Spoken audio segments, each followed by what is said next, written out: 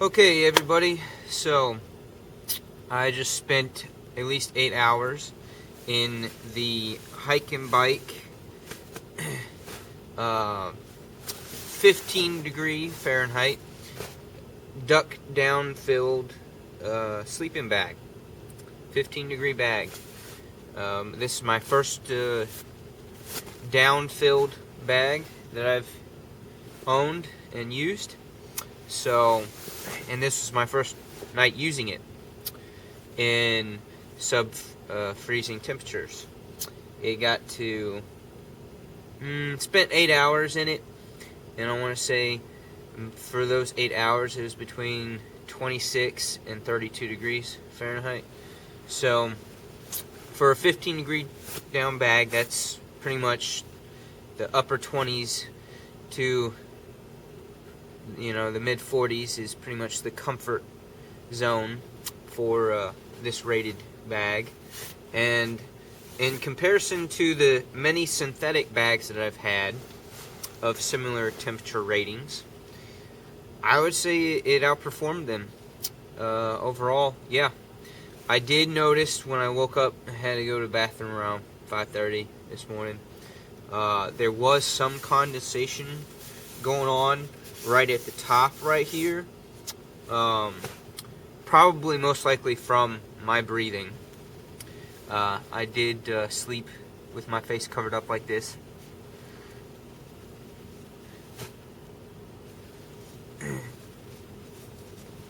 and breathing outside the sleeping bag, because you don't want to breathe inside the sleeping bag, because then all of that condensation, that moisture from your hot air exits you and stays in the sleeping bag, and then the inside of your sleeping bag keeps that moisture, and you don't want that, especially with a down-filled bag. So, anyways, with that moisture collecting on the top, the outer shell of the sleeping bag definitely did its job as far as not letting that stuff soak into it and compromise the downfill. So I was very happy, very impressed with that. The only real itty-bitty complaint that I could possibly throw out for this bag is that the zipper is it's a bit of a sensitive zipper, and because it's such a lofty down bag, it does take a little bit of time for it to loft up once you get out. So yeah, definitely if you're backpacking, if you get to camp, you set this up, and you quickly want to go ahead and get it out of its compression bag, out of its sack, and lay it out and let it loft up, because it takes a good 5 to 10 minutes for it to do that on its own. And so I slept in my REI Half Dome 2 tent, regular size, not the plus size, regular Half Dome 2. And I slept on just a 2-inch thick insulated, it's a foam insulated air pad. So, and I did notice a difference with the sleeping on the pad, because at one point I laid on my back and I had my arms full width of the bag, just kind of seeing how roomy this bag is. It is roomy. It's definitely, there's enough width in it for moving around inside of it and everything. It's pretty roomy. So if you have broader shoulders than I do, I don't think you're gonna have an issue with it. It's definitely got some internal space to it. So I did notice that from within inside the bag, my arms, laying them out, spreading them out, and them laying on each side of the sleeping pad, it in fact felt a little colder. Kind of felt like I had a cold spot in the sleeping bag. So within about maybe 10-15 minutes of laying that way. So yeah, an insulated pad, definitely a huge help. Makes a huge difference in sub-freezing temperatures. So yeah, overall I would definitely recommend this bag for being under 3 pounds and being a 15 degree bag. And as far as the liner goes, I just used I just used a silk liner. for the longest time I've been in the practice of using a liner just to keep the inside of the bag clean and keep it from smelling, so I don't really have to wash it, because you definitely don't. You really want to avoid ever having to wash a down bag. Period. You don't want to have to worry about washing a sleeping bag. Anyway, synthetic or down, but especially not a down, because you want its performance to be top notch all the time, every time. So if you do have to wash it, it's kind of a spot clean type deal with a wet sponge. You can look at manufacturers' recommendations for that. But so, and I used the sleep liner tonight mainly because I didn't want a full-blown.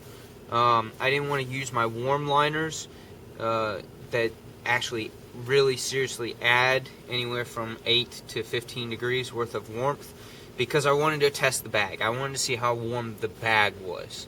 So I didn't want to make that combination, even though normally if I'm camping in sub freezing temperatures, I'm going to use my warmer liners, but because I wanted to test the warmth of this bag, the performance of this bag, I just threw the silk liner in there so that so I could get an accurate reflection of this bag's performance.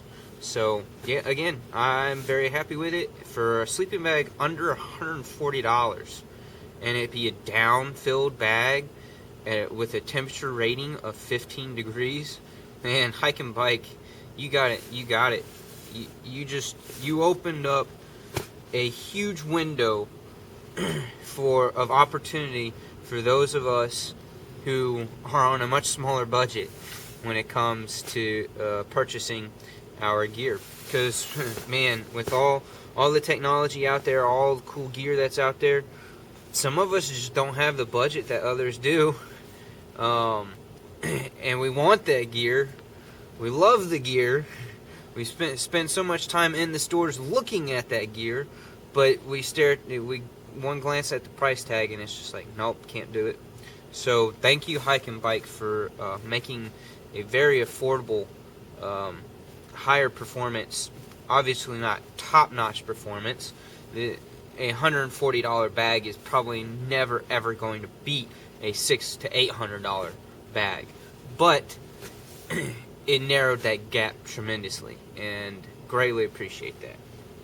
On another side note, the REI Half Dome 2, like it, don't love it.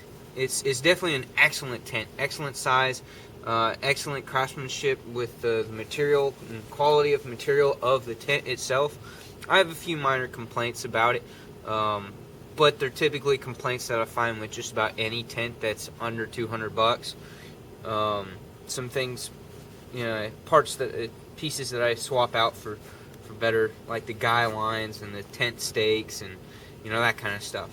All in the footprint was doesn't spread out as tightly with the tent as it probably should.